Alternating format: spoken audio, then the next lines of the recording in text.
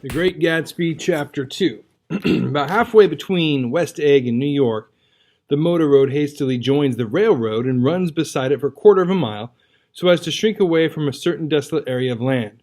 This is the Valley of Ashes, a fantastic farm where ashes grow like wheat into ridges and hills and grotesque gardens, where ashes take the forms of houses and chimneys and rising smoke, and finally, with the transcendent effort of men who move dimly and already crumbling through the powdery air. Occasionally a line of gray cars crawls along an invisible track, gives out a ghastly creak, and comes to a rest, and immediately the ash-gray men swarm up with leaden spades and stir up an impenetrable cloud which screens their obscure operations from your sight. But above the gray land and the spasms of bleak dust which drift endlessly over it, you perceive, after a moment, the eyes of Dr Tj Eckleburg. The eyes of Dr Tj Eckleburg are blue and gigantic. Their retinas are 1 yard high. They look out of no face, but instead from a pair of enormous yellow spectacles which pass over a non-existent nose. Evidently, some wild wag of an oculist set them there to fatten his practice in the borough of Queens, and then sank down himself into eternal blindness, or forgot them and moved away. But his eyes, dimmed a little by many paintless days under sun and rain, brood over the solemn dumping ground. The Valley of Ashes is bounded on one side by a small foul river, and when the drawbridge is up to let barges through, the passengers on waiting trains can stare at the dismal scene for as long as half an hour. There is always a halt there of at least a minute, and it was because of this that I first met Tom Buchanan's mistress. The fact that he had one was insisted upon wherever he was known. His acquaintances resented the fact that he turned up in popular restaurants with her, and leaving her at a table, sauntered about, chatting with whomsoever he knew. Though I was curious to see her, I had no desire to meet her, but I did. I went up to New York with Tom on the train one afternoon, and when we stopped by the ash heaps, he jumped to his feet and, taking hold of my elbow, literally forced me from the car. "We're getting off," he insisted. "I want you to meet my girl." I think he tanked up a good deal at luncheon, and his determination to have my company bordered on violence. The supercilious assumption was that on Sunday afternoon I had nothing better to do. I followed him over a low, whitewashed railroad fence, and we walked back 100 yards along the road under Dr. Eckleburg's persistent stare. The only building in sight was a small block of yellow brick sitting on the edge of the wasteland, a sort of compact main street ministering to it, and contiguous to absolutely nothing. One of the 3 shops it contained was for rent, and another was an all-night restaurant approached by a trail of ashes. The third was a garage, repairs, George B. Wilson, cars bought and sold, and I followed Tom inside. The interior was unprosperous and bare. The only car visible was the dust-covered wreck of a Ford which crouched in a dim corner. It had occurred to me that the shadow of a garage must be a blind, that sumptuous and romantic apartments were concealed overhead, when the proprietor himself appeared in the door of an office, wiping his hands on a piece of waste. He was a blond, spiritless man, anemic and faintly handsome. And when he saw us, a damp gleam of hope sprang into his light blue eyes.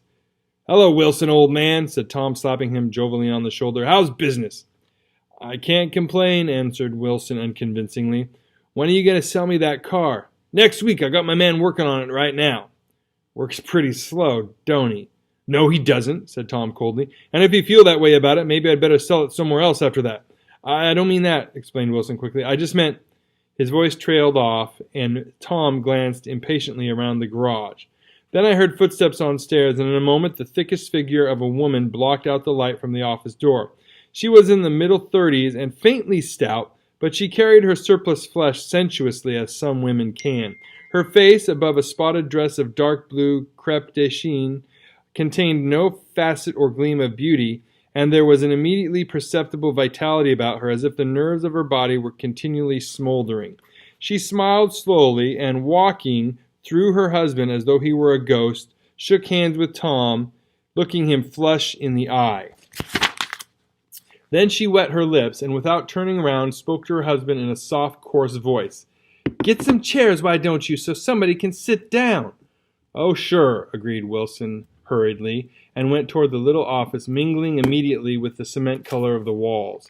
A white ashen dust veiled his dark suit, and his pale hair as it veiled everything in the vicinity, except his wife, who moved close to Tom. "I want to see you," said Tom intently. "Get on the next train."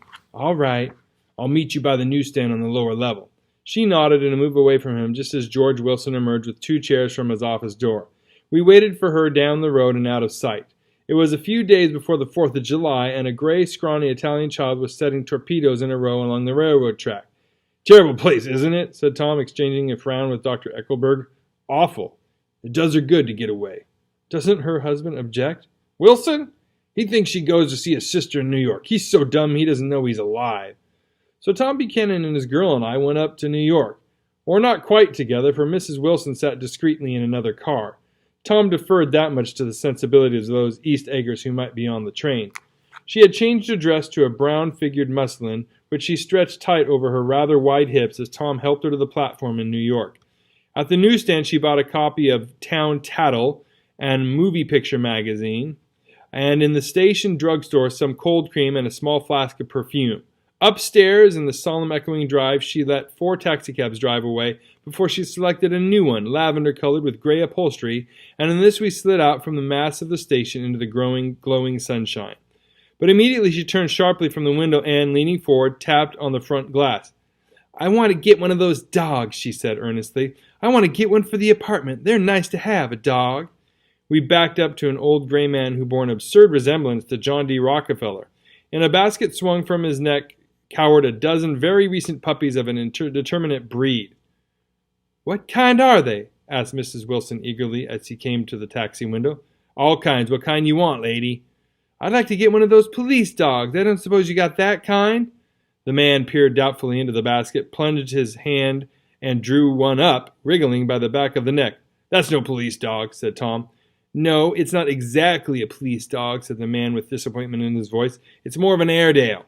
He passed his hand over the brown wash rag of a back. "Look at that coat. Some coat. That's a dog that'll never bother you with catching cold." "I think it's cute," said Mrs. Wilson enthusiastically. "How much is it?" "That dog," he looked at it admirably, "that dog will cost you $10. The Airedale, undoubtedly there was an Airedale concerned in it somewhere, though its feet were startlingly white, changed hands and settled down in Miss Wilson's lap, where she fondled the weatherproof coat with rapture. "Is it a boy or a girl?" she asked delicately. That dog's a boy." "It's a bitch," said Tom decisively. "Here's your money. Go and buy 10 more dogs with it." We drove over to Fifth Avenue, so warm and soft, almost pastoral, on the summer Sunday afternoon that I would have been surprised to see a great flock of white sheep turn the corner. "Hold on," I said. "I have to leave you here." "No, you don't," interposed Tom quickly. "Myrtle'll be hurt if you don't come up to the apartment, won't you, Myrtle?" "Come on," she urged. "I'll telephone my sister Catherine. She's said to be very beautiful by people who ought to know." "Well, I'd like to, but—" We went on, cutting back again over the park toward the West Hundreds. At 158th Street, the cab stopped one slice in a long white cake of apartment houses. Throwing a regal homecoming glance around the neighborhood, Mrs. Wilson gathered up her dog and her other purchases and went haughtily in. "I'm going to have the McKees come up," she announced as we rose in the elevator, "and of course, I got to call up my sister, too." The apartment was on the top floor, a small living room, a small dining room, a small bedroom, and a bath. The living room was crowded to the doors with a set of tapestried furniture entirely too large for it, so that to move about was to stumble continually over scenes of ladies swinging in the gardens of Versailles. The only picture was an over-enlarged photograph, apparently a hen sitting on a blurred rock. Looked at from a distance, however, the hen resolved itself into a bonnet, and the countenance of a stout lady beamed down into the room. Several old copies of Town Tattle lay on the table, together with a copy of Simon Called Peter, and some of the small scandal magazines of Broadway. Mrs. Wilson was first concerned with the dog. A reluctant elevator boy went for a boxful of straw and some milk, to which he added, on his own initiative, a tin of large, hard dog biscuits, one of which decomposed apathetically in the saucer of milk all afternoon. Meanwhile, Tom brought out a bottle of whiskey from a locked bureau drawer. "I've been drunk just twice in my life, and the second time was that afternoon. So everything that happened was a dim, hazy cast over it, although until after 8 o'clock the apartment was full of cheerful sun. Sitting on Tom's lap, Mrs. Wilson called up several people on the telephone. Then there were no cigarettes, and I went out to buy some at the drugstore on the corner. When I came back they had disappeared, so I sat down discreetly in the living room and read a chapter of Simon Called Peter. Either it was terrible stuff or the whiskey distorted things, because it didn't make any sense to me." Just as Tom and Myrtle, after the first drink Mrs. Wilson and I called each other by our first names, reappeared, company commenced to arrive at the apartment door. The sister Catherine was a slender, worldly girl of about 30 with a solid, sticky bob of red hair and a complexion powdered milky white. Her eyebrows had been plucked and then drawn on again at a more rakish angle, but the efforts of nature toward the restoration of the old alignment gave a blurred air to her face. When she moved about, there was an incessant clicking as innumerable pottery bracelets jingled up and down upon her arms. She came in with such a proprietary haste and looked around so possessively at the furniture that I wondered if she lived here. But when I asked her, she laughed immoderately, repeated my question aloud, and told me she lived with a girlfriend at a hotel. Mr. McKee was a pale, feminine man from the flat below. He had just shaved, and there was a white spot of lather on his cheekbone, and he was most respectful in his greeting to everyone in the room. He informed me that he was in the artistic game, and I gathered later that he was a photographer and had made the dim enlargement of Mrs. Wilson's mother which hovered like an ectoplasm on the wall. His wife was shrill, languid, handsome, and horrible. She told me with pride that her husband had photographed her 127 times since they'd been married. Mrs. Wilson had changed her costume some time before, and was now attired in an elaborate afternoon dress of cream-colored chiffon, which gave out the continual rustle as she swept about the room. With the influence of the dress, her personality had also undergone a change. The intense vitality that had been so remarkable in the garage was converted into impressive hauteur. Her laughter, her gestures, her assertions became more violently affected moment by moment, and as she expanded, the room grew smaller around her until she seemed to be revolving on a noisy, creaking pivot through the smoky air. "My dear," she told her sister in a high, mincing shout, "most of these fellows will cheat you every time. All they think of is money. I had a woman up here last week to look at my feet, and when she gave me the bill, you'd have thought she'd had my appendicitis out." "What's the name of the woman?" asked Miss McKee. "Mrs. Eberhardt. She goes around looking at people's feet in their own homes." "I like your dress," remarked Mrs. McKee. "I think it's adorable." Mrs. Wilson rejected the compliment by raising her eyebrow in disdain. "It's just a crazy old thing," she said. "I just slip it on sometimes when I don't care what I look like." "But it looks wonderful on you, if you know what I mean," pursued Miss McKee. "If Chester could only get you in that pose, I think he could make something of it." We all looked in silence at Mrs. Wilson, who removed a strand of hair from over her eyes and looked back at us with a brilliant smile. Mr. McKee regarded her intently with his head on one side, and then moved his hand back and forth slowly in front of his face. "I should change the light," he said after a moment. "I'd like to bring out the modeling of the features, and I'd try to get a hold of all the back hair." "I wouldn't think of changing the light," cried Mrs. McKee. "I think it's—" Her husband said, "Shh," and we all looked at the subject again, whereupon Tom Buchanan yawned audibly and got to his feet. "You McKees have something to drink," he said. "Get some more ice and mineral water, Myrtle, before everybody goes to sleep." "I told that boy about the ice." Myrtle raised her eyebrows in despair at the shiftlessness of the lower orders. "These people, you have to keep after them all the time." She looked at me, laughing pointlessly. Then she flounced over to the dog, kissed it with ecstasy, and swept into the kitchen, implying that a dozen chefs awaited her orders there. "I've done some nice things out on Long Island," asserted Mr. McKee. Tom looked at him blankly. "Two of them we have framed downstairs." "Two what?" demanded Tom. "Two studies. One of them I call Montauk Point, the Gulls, and the other I call Montauk Point, the Sea." And the sister Catherine sat down beside me on the couch. "Do you live down on Long Island too?" she inquired. "I live at West Egg." "Really? I was down there at a party about a month ago. At a man named Gatsby's. Do you know him?" "I live next door to him." "Well, they say he's a nephew or a cousin of Kaiser Wilhelm's. That's where all his money comes from." "Really?" She nodded. "I'm scared of him. I'd hate to have him get anything on me." This absorbing information about my neighbor was interrupted by Mrs. McKee's pointing suddenly at Catherine. Chester, I think you could do something with her," she broke out. But Mr. McKee only nodded in a bored way and turned his attention to Tom. "I'd like to do more work on Long Island if I could get the entry. All I ask is that they should give me a start." "Ask Myrtle," said Tom, breaking into a short shout of laughter as Mrs. Wilson entered with the tray. "She'll give you a letter of introduction, won't you, Myrtle?" "Do what?" she asked, startled. "You'll give McKee a letter of introduction to your husband so he can do some studies of him." His lips moved silently for a moment as he invented, "George B. Wilson at the gasoline pump," or something like that. Catherine leaned close to me and whispered in my ear, "Neither of them can stand the person they're married to." "Can't they?" "Can't stand them." She looked at Myrtle and then at Tom. "What I say is, why go on living with them if they can't stand them? If I was them, I'd get a divorce and get married to each other right away."